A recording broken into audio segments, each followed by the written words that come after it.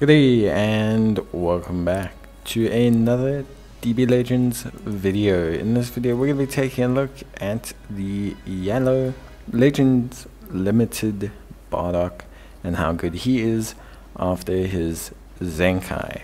So this is Legends Limited Bardock. Obviously got his Zenkai during the Legends Fest, I believe. So pretty relatively recent Zenkai and a really interesting unit. Yeah, for the most part, definitely someone I think is really awesome. He's got a 30 key reduction on his key blast, which is super interesting. He also obviously has basically a very interesting blue card that basically will augment itself depending on how many cards you destroy when you fire. It's very similar to like the Duo SS4s. His green card definitely has quite a big adjustment to it, but it's basically a huge beef up to the blast arts damage that he does, and also is really good if obviously you use it after you've lost a battle member, which is really good. And also then nullification of restoration of health when it reaches 0 with the Revenge Assault ultimate skill, and just in general a pretty good looking unit, honestly speaking.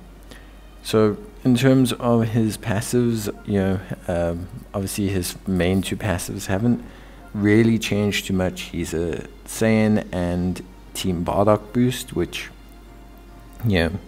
interesting to have an HP boost for Team Bardock. Does help out the Goku Bardock duo unit, but isn't really something super duper major. His baseline passives are pretty decent, but mainly we obviously want to look at the two new additional passives that he got with his Zenkai. So you have long sought after power is all these didn't really change too much with the Zenkai overall.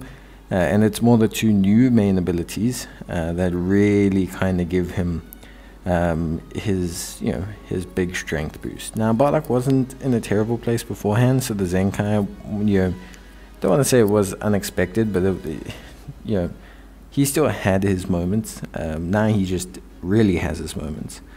So his two new passives are pretty interesting. Obviously the first one is quite good for tempo control with all that extra key damage or key and damage.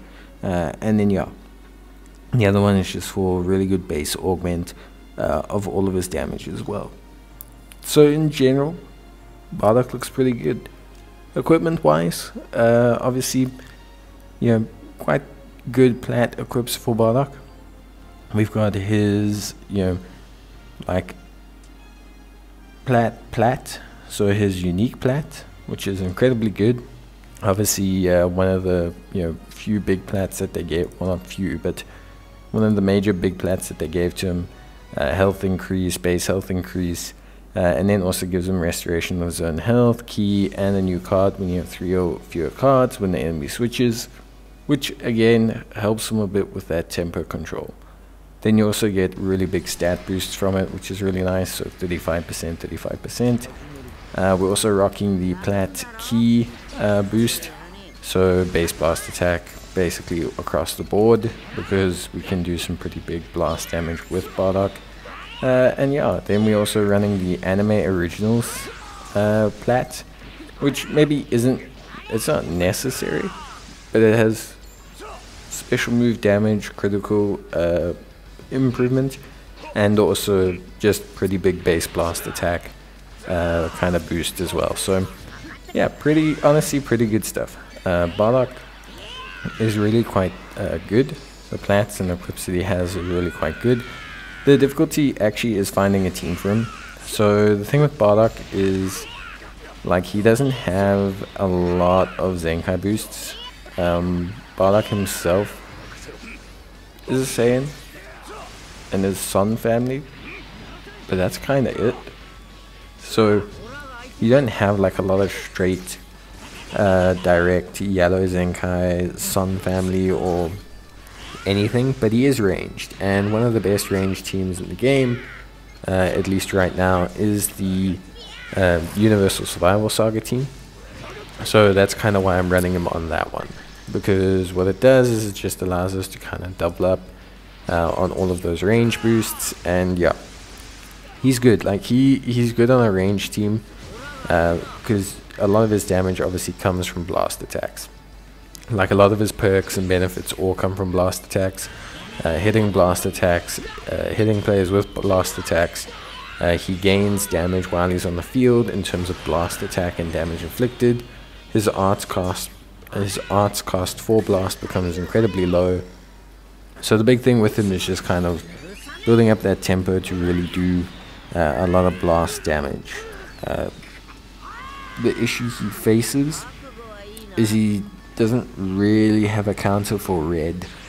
So Bardock doesn't have like any specific way with being able to deal big damage to red. So that's one thing he can't really do. Like sometimes you'll find a unit will nullify element factors or have some kind of scope to reduce or increase the damage that they do to red units. Now if Bardock comes up against a particularly tanky red unit, he doesn't necessarily dominate, or yeah, he doesn't, you know, I'm not convinced by his ability to kind of dominate the, you know, space, basically, is how I could put it. So there's definitely like, you know, a little bit of a hindrance there, but all in all, Bardock's in a good position. Right now, there's not a lot of outright dominant purples. You don't see a lot of Dragon Ball Goku, who's probably the most recent relevant purple that's been unveiled. Then, you know, we do have like this new General Banner, Bulla and Vegeta from this one. During the anniversary itself, we didn't really get like a big time purple unit. You see sometimes Goku Frieza, which you can obviously use him against. You see sometimes like Jiren. But yeah, right now I wouldn't say there's an outright dominant purple, which is fine. He's still very useful, even in type neutral situations. But yeah, there's definitely, yeah, like I said, there's definitely a little bit of a lack of direct kind of problem solving that he's providing. Yeah. Right now greens are quite popular, which in turn should make purples quite popular, which means that there is kind of a gap for Bardock. But at this point in time, because of how blue Goku works specifically as well, because we just got a red 17, who by the way looks ridiculous, yeah, there's definitely kind of a space where I would say he's not entirely top of the line. He's not countering any super duper meta characters directly, but just more in general being a pretty cool kind of unit, basically. If that's yeah, if that's basically as good as it gets. So I think for me, Bardock, yeah, does a good job. You can see here he does a great job kind of clutching this one out for me, which is really, really good. Special move does some really nice damage. Yeah, his like blast attacks do some decent damage. He's just, yeah, he's a really solid all-round unit. There's nothing that's too negative about him. There's nothing that's you know, overwhelmingly like disastrous for him. I think he's good. Blast-based teams you can definitely use him on, even with his lack of like real ease of access Zenkai boosts. And yeah, I think you can definitely have a good time with Bardock. I just think you basically kind of have to, you know, how can I say? I just think you have to accept the fact that, you know, if there is a red, he's in a bit of a tight situation. And with Super 17 and how Super 17's green card works, Bardock does have a problem there. But besides from that, he's currently pretty good. At least that's my thoughts. See you next time. Bye.